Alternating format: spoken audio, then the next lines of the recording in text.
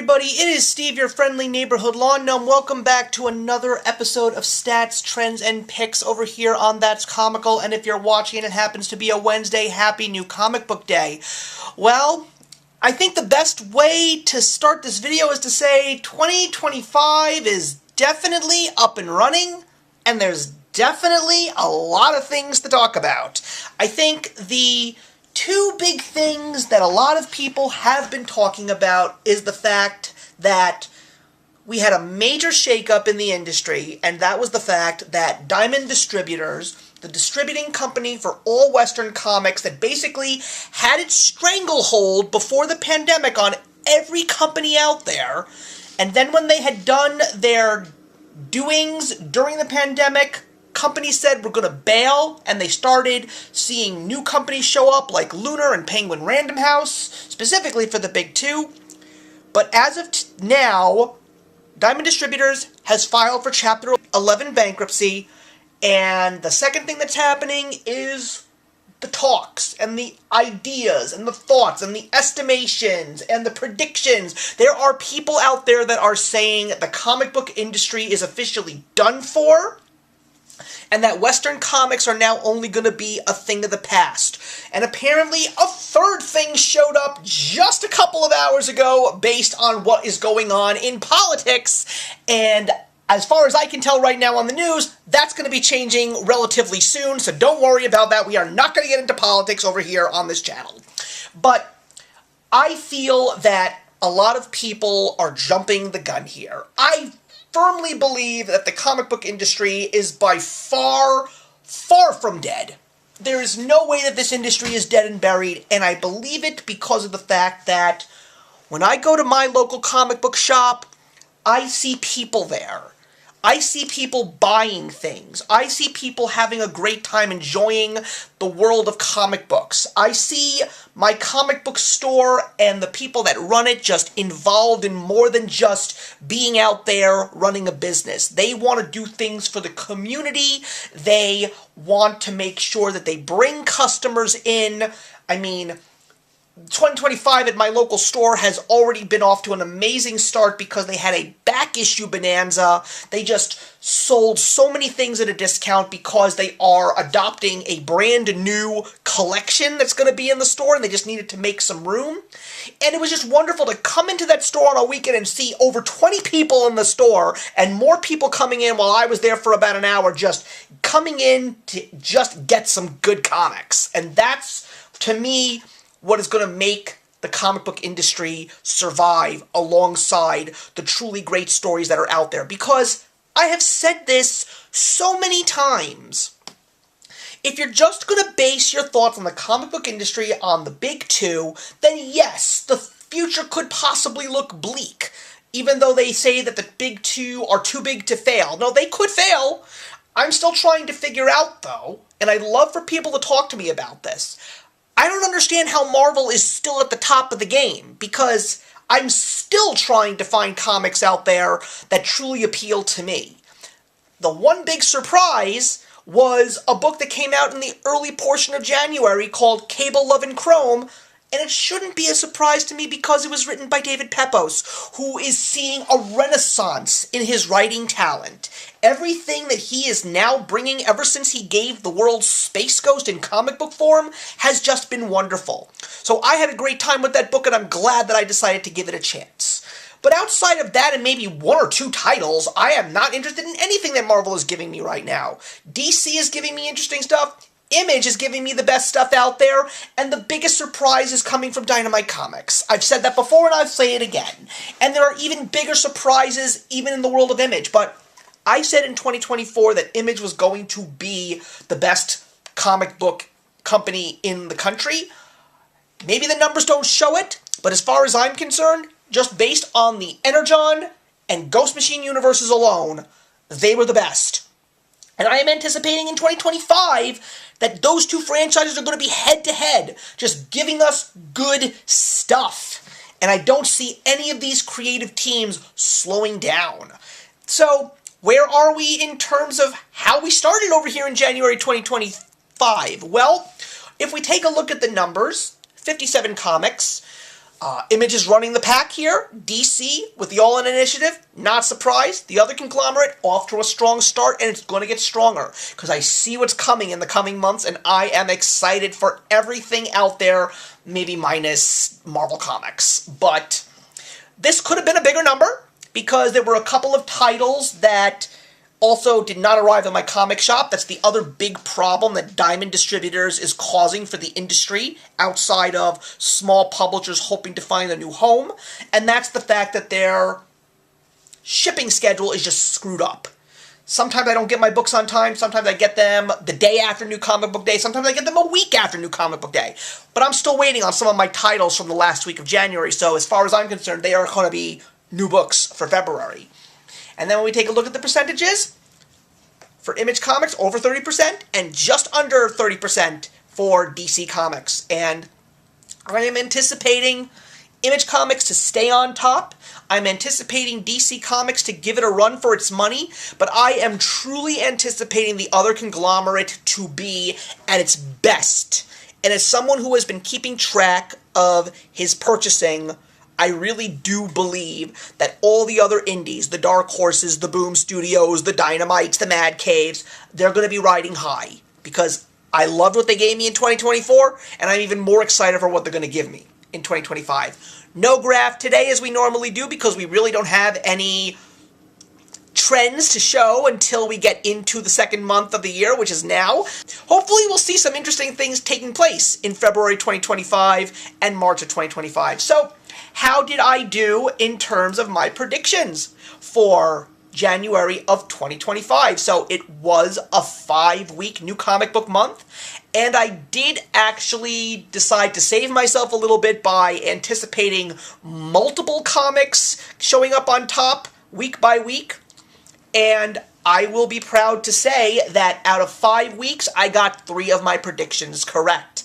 But the ones that I didn't get correct, let me tell you, I was impressed and surprised, and one a little bit upset about, but I was glad that one got the save, and I'll explain that in just a couple seconds. So, for the first week of January 2025, the first New Comic Book Day of 2025, I had a feeling it was going to go over to Marvel Comics, and one of the titles I'm actually reading, Denny Camp's The Ultimates number 8, and it was featuring the first appearance of the Ultimate Universe's Guardians of the Galaxy.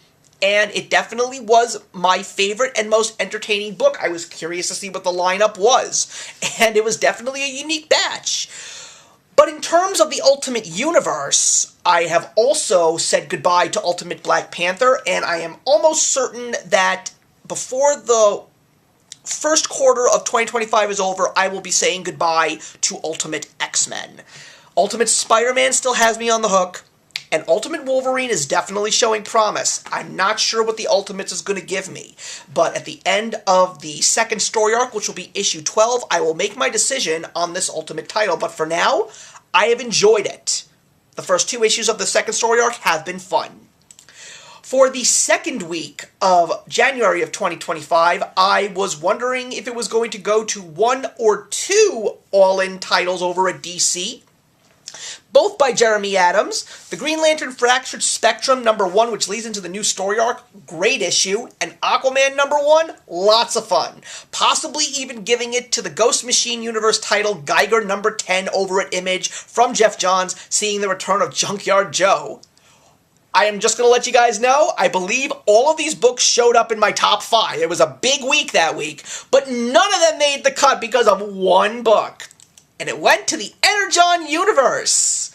It went to Transformers, issue number 16 over at Image Comics from Daniel Warren Johnson.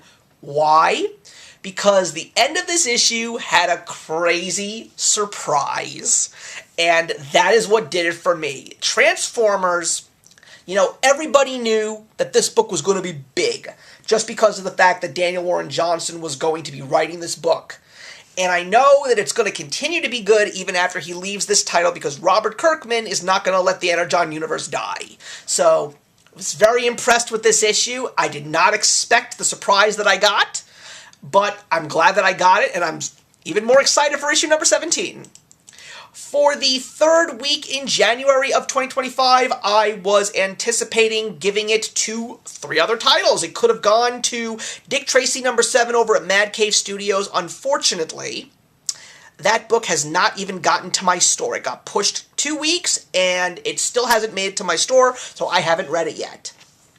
Space Ghost #9 over at Dynamite. David Pepose, as I said earlier, has been rocking it, and this issue was wonderful. And of course, Feral #9 over at Image Comics from Tony Fleecs. So it could have gone to all 3. It could have gone to something completely different. But one of these books did get the top spot, and it was Feral #9. The second story arc of Feral has been insane. I love this book. I love Tony Fleecs, and I love Trish Faulkner. This team is incredible. Tone Rodriguez on the inking. This story has gone in such crazy directions. I have seen some of the most grotesque images I've ever seen, and I never would have anticipated seeing those types of things in a book about cats that talked. But Feral, it was in my top 3 reads of 2024, and I have a feeling that this is going to still be on top in 2025, and I'm just excited to see how far the story is going to go. For the 4th week in January of 2025, I knew it was going to go to the Ghost Machine universe for certain, and it went to Jeff Johns' Hyde Street issue #3, Ivan Reis on the art. This book is just insane. This book is so fun. It's so creepy. It's fun scary. That's what this is. I love this book. I did not anticipate loving this book. And it's one of the best Ghost Machine Universe books right now. I highly recommend you check it out. I highly recommend that you check out every Ghost Machine Universe book. And I'm so excited that we're finally going to be going into better details about the Ghost Machine Universe later on this year on the channel. Keep watch for those videos. And for the final week of January of 2025, I was almost certain that it was going to go to Image Comics' Department of Truth, issue #28 by James Tynion IV. This book is now coming out at the end of February, so this book got pushed. So it was a pretty good week regardless. There were some great reads, but I decided to just pick up a book because I did not know if I was going to like it or not, but the guy who ran my comics bookstore said, you should check this book out. I think you might like it, especially if you like The Sacrificers by Rick Remender, which I did. Now, Rick Remender is a great writer. I was not too fond of Napalm Lullaby, but his new book definitely seemed interesting. I had seen it on my sources. I wasn't sure. So, much like I did a few years back with Scotty Young's Twig, I picked up Rick Remender's The Seasons, issue #1 from Image Comics. I loved it. I don't know where this story is going. I don't know what the story is going to be about when it officially concludes. All I know is that it was a unique story with unique artwork by Paul Azaceta. I think that's how you pronounce his name. I'm not sure. But I am so excited with how much I enjoyed this first issue. It was fun, it was intriguing, and it left me wanting more. So I am very excited to see what's going to happen in the coming weeks with this book. And I'm just glad to know that I am reading another Rick Remender series. I was really upset when I had to say farewell to Napalm Lullaby. I'm hoping that I will stick around for the rest of the first story arc and hopefully for the rest of this series. So what do we have to look forward to in February of 2025? Well, I'm just going to say for me personally, I don't know about the rest of you guys, I don't know about the rest of my team over here on That's Comical, but I'm anticipating a lot. There's a lot of books coming out in February that I am very excited about, and I also have to say that I'm a little surprised by the fact that I actually managed for each of these next 4 weeks to give you guys a straight-up absolute #1 spot prediction for you guys. I will say I'm absolutely impressed and shocked, but here we go. For the first week of February, now I also want to give you guys a little bit more insight as to what's actually going to be coming out on each of those weeks, so I'm going to be throwing a couple of other titles your way, so get a pen and paper and write them down, because there's a lot of good stuff, guys. I don't want you guys to miss out. So for me personally, I am anticipating my number one pick for that week to go to Image Comics and go to Rick Remender's The Sacrificers, issue number 14, just because of the fact that this current story arc, the No Light Beyond story arc, we're in part 3 now, it's just been great. And I am just anticipating this to be another great issue because The Sacrificers has just been an incredible book. But there's some other books coming out that I want you guys to know about. So for me personally, this could actually not end up being my number one pick because I also still need to get Dick Tracy issue number 7 from Mad Cave Studios, and I also need to get Jason Aaron's Teenage Mutant Ninja Turtles issue number 6 from IDW, and so many people said that issue number 6 of TMNT was incredible! So I'm excited for that book, but who knows? But the other books that are coming out is interesting. There is a book from DC, and that is going to be Batman issue number 157. Now, I'm not anticipating this to be my number one read, but what makes this book noteworthy is the fact that this is actually the final issue of Chip Zdarsky's run.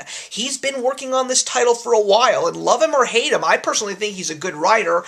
Work that he's done on Batman has had its highs and lows, but overall, I don't really know how he's going to be remembered as a writer for Batman. But of course, knowing that this is ending, it means we're 1 month away from Jeff Loeb and Jim Lee returning to do the anticipated sequel to Hush, which is one of the greatest Batman stories to date. And also, another book that has just been out there that I have been loving is over at Mad Cave Studios. Cullen Bunn's been doing such an incredible job with the Gatchaman series. As someone who has never even seen the anime, I love this comic book, and it's making me more interested in the anime. But there's going to be a 4-issue miniseries coming out starting this month, and on that first week of February, it is called Gatchaman Only One Earth by Tommy Lee Edwards. Tommy Lee Edwards that I know him, has worked alongside Mark Miller with Jupiter's Legacies titles, and he has also been doing a series of one-shots for Gatchaman over at Mad Cave Studios, and has been doing a good job. I've already read the Ken one and the June one. I loved them both, and I'm excited for the Ryu one that's coming out in a couple of weeks. But Gatchaman Only One Earth sounds like it could be really good. And once again, if you haven't checked out the ongoing series, you really should, because Gatchaman, even if you've never seen the anime, you're just going to have fun with this title. For the second week of February, there's a big thing coming out over at DC. We've got 2 all-in titles that I'm excited for. One that just recently started in January, and a brand new one that's starting this week.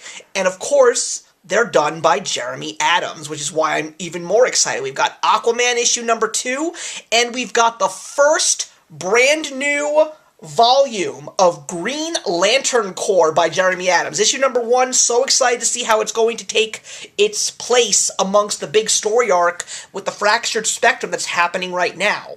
We also have a new entry in the Energon universe, as well as a new entry in the Ghost Machine universe. We've got Transformers number 17, and we've got Geiger number 11 over at Image Comics. Just good stuff all around, and both of these franchises have just been wonderful. I'm so excited to see what's going to happen because their previous issues have left me on incredible cliffhangers. But I am definitely saying that my chips are going to lie over at Image Comics with Feral number 10. This, I believe, is the conclusion to the second story arc, and this story arc has been absolutely insane. I'm really curious to see how it's going to conclude, and I'm even more excited about the fact that Cammy and, God willing, April and I will be back over here on That's Comical talking about the second story arc, and I am hoping that April has changed her tone. She thought it was something to keep reading, but she wasn't really big on it as much as she was for Stray Dogs, so I'm really hoping that the second story arc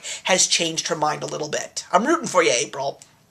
For the third week of February 2025, I am definitely, without a doubt, going right back over to Dynamite, and I am giving it over to David Pepos' Space Ghost issue number 10. I mean, like I said earlier, David Pepos, ever since he started writing Space Ghost, all the haters have basically, maybe not necessarily ate crow, but have definitely forgiven him, because he has just done wonders with this comic book. The fact that he's got a Marvel comic book that everybody that has read it has enjoyed. I'm glad I was able to snag a copy of it, the last copy at my store, issue number 1 of Cable, Love, and Chrome, and yes, I had a really, really good time with it, and I'm excited for all the other things that he's doing over here at Dynamite Studios. The fact that there's going to be a Speed Racer title coming out later this year. At the end of April, they announced that he's going to be doing a Captain Planet title. I cannot wait to see his take on both of these franchises. If Space Ghost has taught me anything, it's not to doubt David Pepose. And I am so excited for this issue of Space Ghost as well.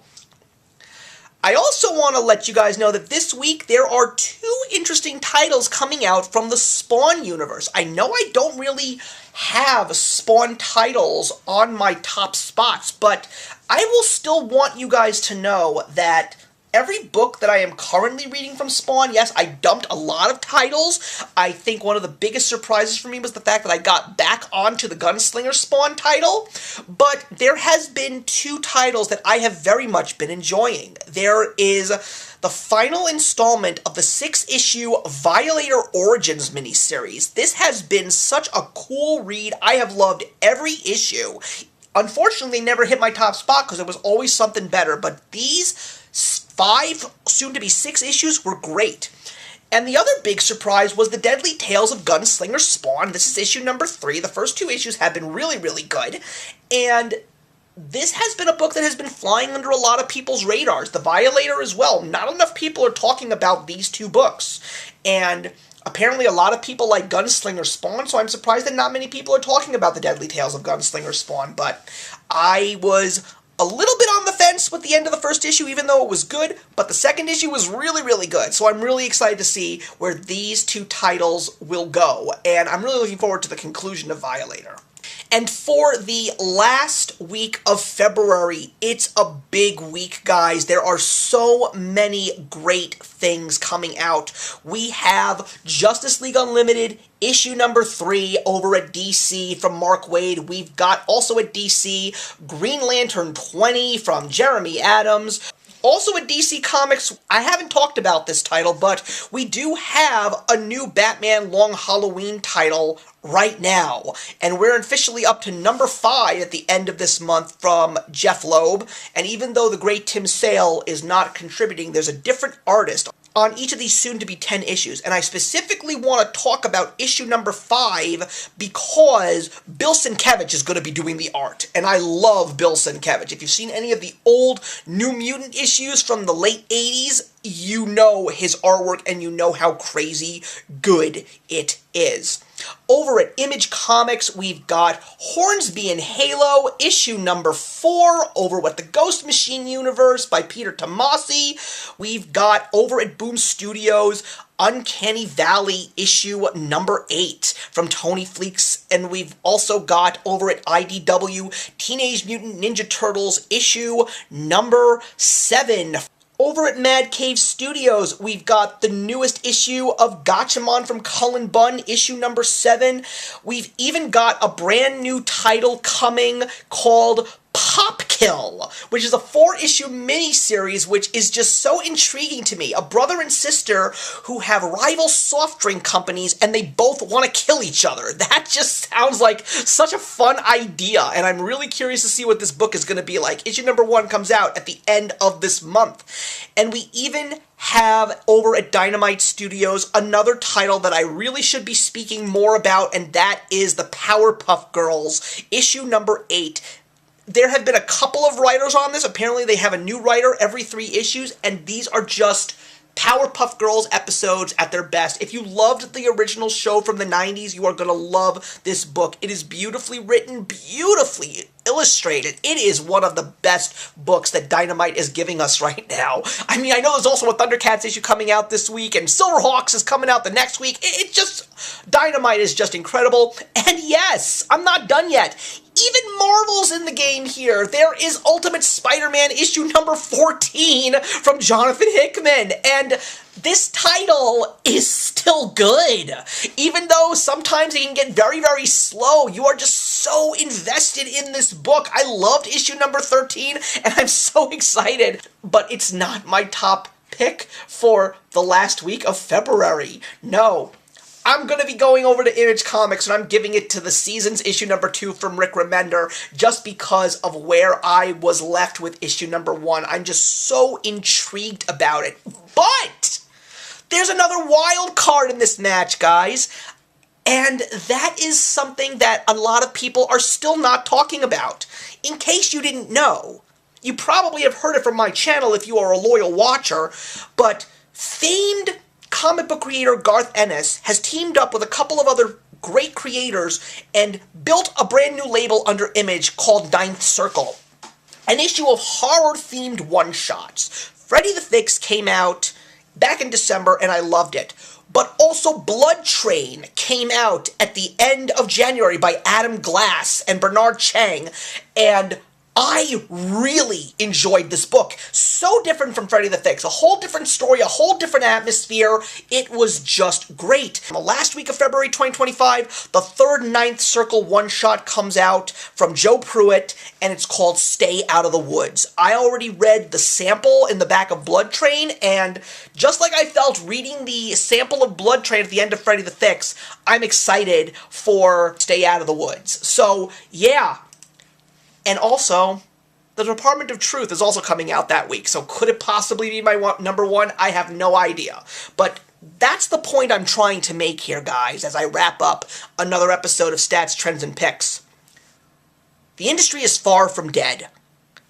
If you can see the enthusiasm and see all the great titles that I'm talking about here, how is it that the comic book industry will not find a way to keep themselves afloat? How is it that they cannot keep their loyal readers coming back in for more? I'm pretty sure that if their loyal readers are heavy into the big two, chances are they might be struggling, but that is why I need to talk about this more frequently on this channel and say, stop relying on Marvel and DC to get your comic fix. Go and buy some indie books, people. Read the Image books, read the Dynamite, read the Boom Studios, read the Dark Horse, etc., etc. You're going to find some great shit in the pages of those indie books. They are the future of Western comics, guys. I'm not even going to second guess on that. They really, really are, because the people behind these indie books have all decided to get away from the big two because they know the big two could be trouble. And they're coming to these places because they have the ability to create stories that are their own and keep their properties. Because that's what the indie industry does. Thank you very much for watching, everybody. Leave your comments in the box below. Let me know how your January 2025 went, and let me know if I missed anything. I really like to know if there's some titles that I really should be reading that I am not reading. And in the meantime, I will see you in the next one.